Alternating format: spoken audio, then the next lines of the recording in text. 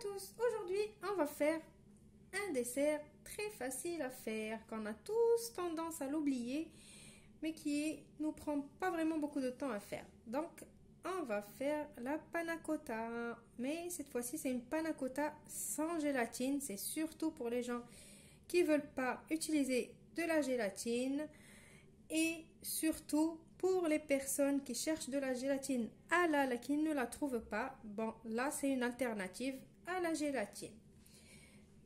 Donc pour cette panna cotta sans gélatine, il vous faut 250 ml de lait, 250 ml de crème liquide. Moi j'ai choisi de faire une panna cotta à la mangue. Alors ici j'ai 250 ml de jus de mangue. Mais le jus de mangue c'est du pur jus de mangue, c'est pas le jus qui est mélangé avec de l'eau ou quoi que ce soit. Ici, pour notre premier mélange, il vous faut 2 cuillères à soupe de maïzena et 2 cuillères à soupe de sucre en poudre et 2 sachets de sucre vanillé. Ça, c'est la base de la panna cotta à la vanille. Après, pour la mangue, on a besoin d'une cuillère à soupe de maïzena. Vu que mon jus, il est déjà sucré, j'ai pas besoin de rajouter du sucre. On passe à la préparation. On va commencer par prendre une casserole et on va mettre la crème et le lait.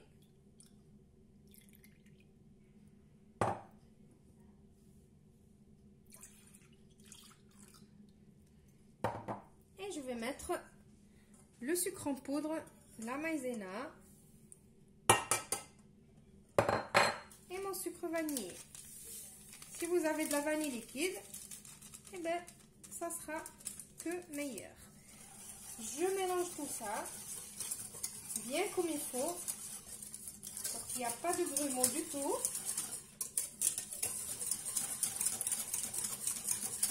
Et maintenant, je vais aller le mettre sur petit feu.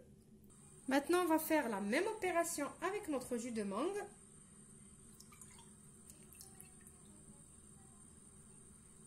Alors, cette recette, vous pouvez la faire avec n'importe quel fruit.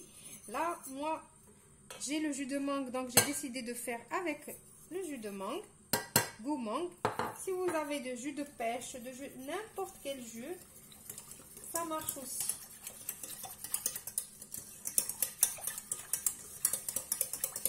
Maintenant, je vais laisser ce mélange de côté. Je ne vais pas le mettre sur le feu maintenant. On va préparer d'abord le premier.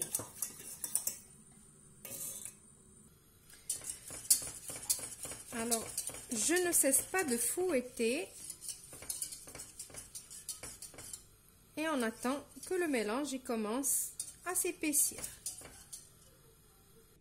Ça y est, mon mélange s'est épaissi. Je vous montre la consistance. Voilà, comme ça. Ça y est. Voilà, donc notre premier mélange est prêt. Maintenant, pour la présentation. Moi, j'ai choisi ces petits verres. Mais j'ai envie de faire une jolie présentation. Du coup, pour avoir un petit décor, j'ai pris le moule à cupcake où j'ai posé mes verres comme ça. Comme ça, j'ai le décor de moitié blanche et moitié orange. Donc, pour me faciliter la tâche, j'ai mis ma panna cotta à la vanille dans ce petit ramequin et je vais vider ici comme ça. Voilà.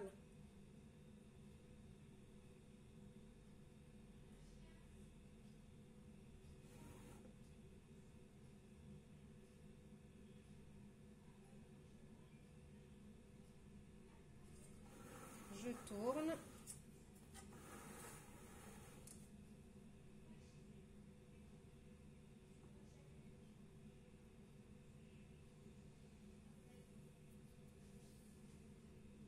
Voilà, maintenant je vais les mettre au frais et on va passer pour préparer la deuxième partie.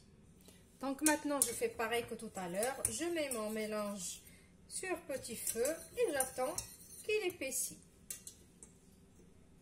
Voilà, mon mélange s'est épaissi.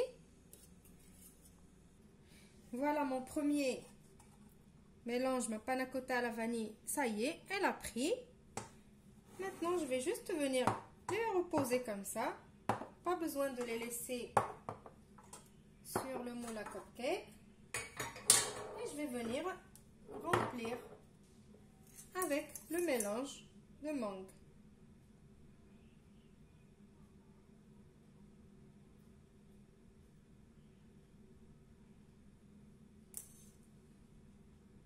Voilà, je vais les mettre au frais. Je vous retrouve juste après pour le résultat final. Voilà, ma panna cotta, elle est prête. Cette vidéo, elle touche à sa fin. Je l'ai présentée juste avec quelques petits fruits séchés que j'avais à la maison. Donc la présentation, la décoration, c'est personnel. Vous faites comme vous voulez. Ici, c'est une panna cotta choco vanille pour ma fille parce qu'elle n'aime pas la mangue.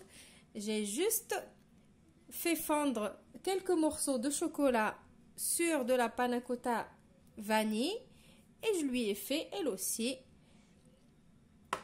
des petites verrines chocolat vanille.